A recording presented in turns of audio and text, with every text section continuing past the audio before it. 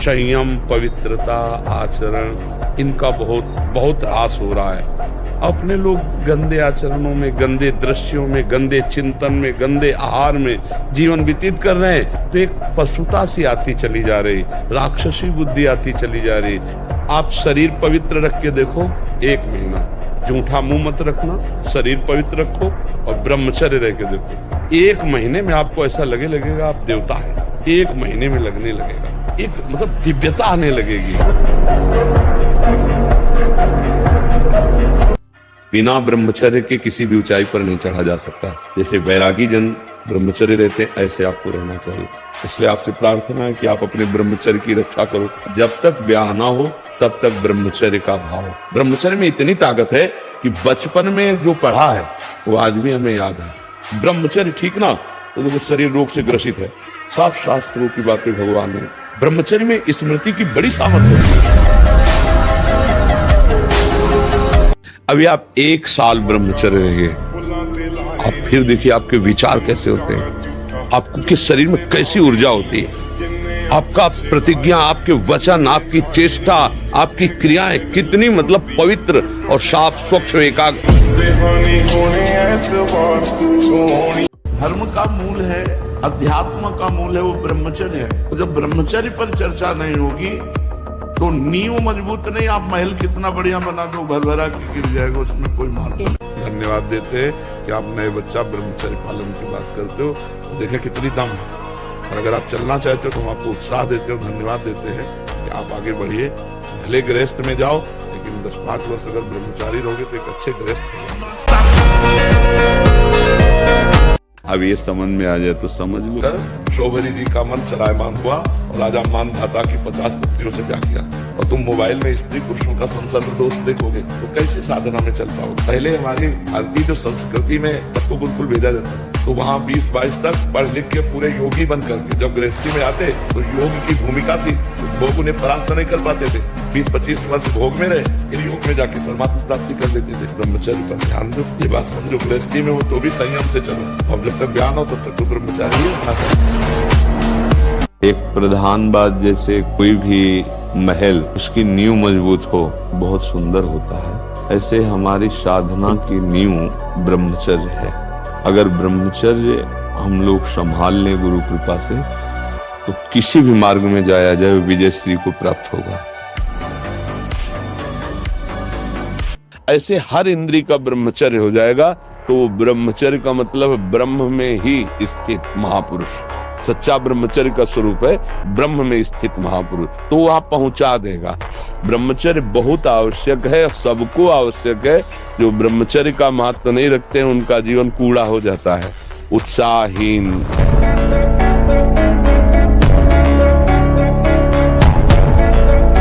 तो हमारे अंदर जो अध्यात्म, मकान बनने के लिए नींव मजबूत होना जरूरी है।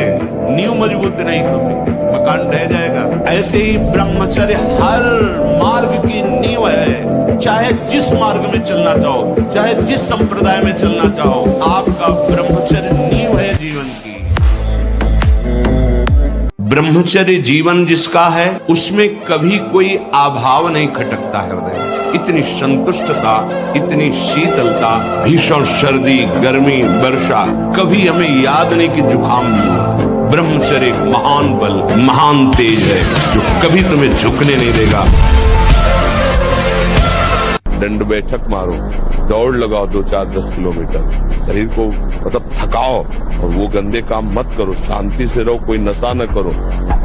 अब देखो आजकल बच्चे वो स्मार्ट मोबाइल है ना, हमें जैसे बातचीत में पता चलता है, तो अब वो गंदी बातें आप देखते हो तो आपका मन जो देखोगे, मनन करोगे, वैसे तो उत्साहित होगा, तो आपका मन भोगों के लिए उत्साहित होता है।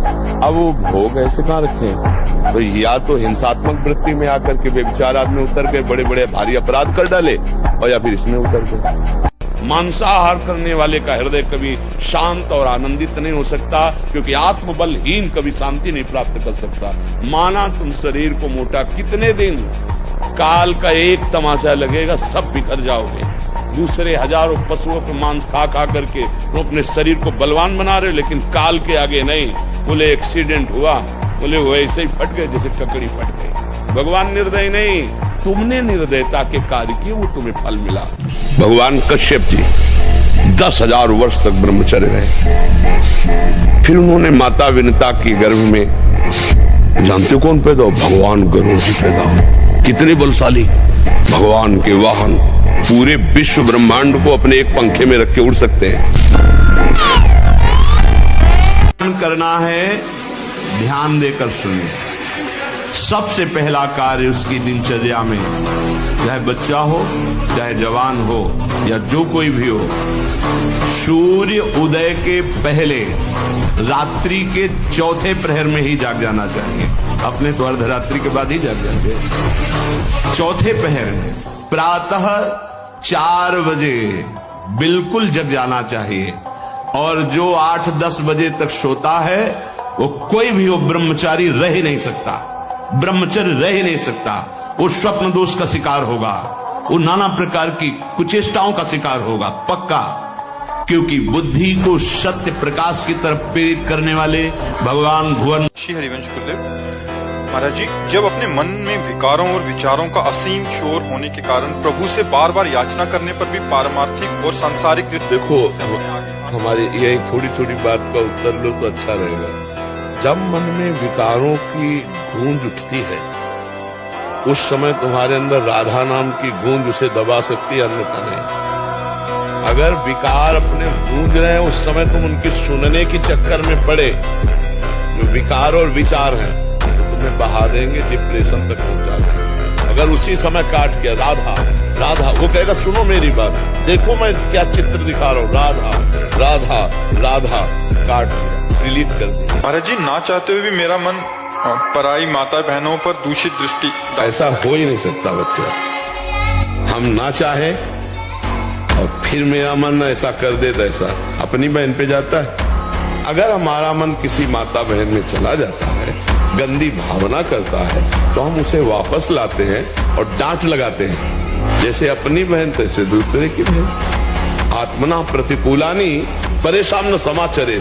हमारी बहन को कोई गंदी दृष्टि से देखे तो कैसा लगेगा? तो हमको अपनी आंखें संभाल के रखनी, दूसरी बहन बेटियों की तरफ गंदी दृष्टि नहीं देखनी। तुम इतने मजबूत बनो कि कोई भी बुराई तुम्हारे हृदय में प्रवेश न करे, कोई भी तुम्हें बुरा न दिखाई दे, और तुम सब में भगवान को देखकर इस माया पर विजय प्राप्त करो। कोई भी बुरा हमको दिखे ना, और कोई भी बुराई हमको परास्त न कर पावे।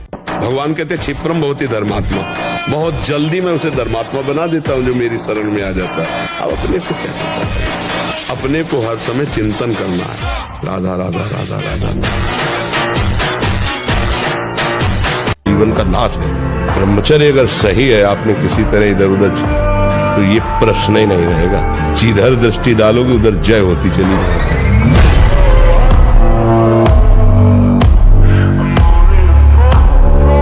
जिसको हम जानते हैं गलती है, वो हमसे पुनः इसलिए होती है कि मानते ऊपर से गलती है, हृदय से मानते कि इसमें सुख है। अंदर की बात है ये। ऊपर से हम कहते हैं अधर्म है, पाप है, गलत है, नहीं करूंगा, नहीं करना चाहिए। और अंदर से है कि सुख है, अब तुम्हें कोई नहीं रोक सकता। 1000 बार गलती मानो, फिर ऊपर 1000 के ऊपर चलेगी बात। वही होगा जिस दिन आपके हृदय में ये बात आ गई कि देख लिया कहीं सुख नहीं। अब आज से मैं नियम लेता हूं अंदर से भगवान के बल पर, तो मैं ऐसी जगह नहीं जाऊंगा जहां भ्रष्ट हो जाऊं, ऐसे दृश्य नहीं देखूंगा जिससे मैं पतित हो जाऊं, ऐसा भोजन नहीं करूंगा, ऐसा संग नहीं करूंगा। तुम इतने मजबूत बनो कि कोई भी बुराई तुम्हारे हृदय में प्रवेश न करे, कोई भी तुम्हें बुरा न दिखाई दे, और तुम सब में भगवान को देखकर इस माया पर विजय प्राप्त करो। कोई भी बुरा हमको दिखे ना, और कोई भी बुराई हमको परास्त न कर पावे, कोई भी दुख हमारी प्रसन्नता को न छुपाए, क्योंकि सर्वम खलमिदम ब्रह्म, सब जगह वही विराजमान है। कौन बुरा है? सच्चा ज्ञान, सच्ची अच्छाई तो यही है ना कि बुरे में भी मुझे भगवान दिखाई दे। आप किसी भी तरह अपने ब्रह्मचर्य के नहान होने दें। क्या मुर्दे जैसा जीवन, जो इंद्री जैसा चाहे वैसा डाउन कर दे, जैसा चाहे वो हमें शोक दे दे, दुख दे। थोड़ा साहसी बनो, तुम भगवान के अंश हो, तुम कुछ भी कर सकते हो, कुछ भी।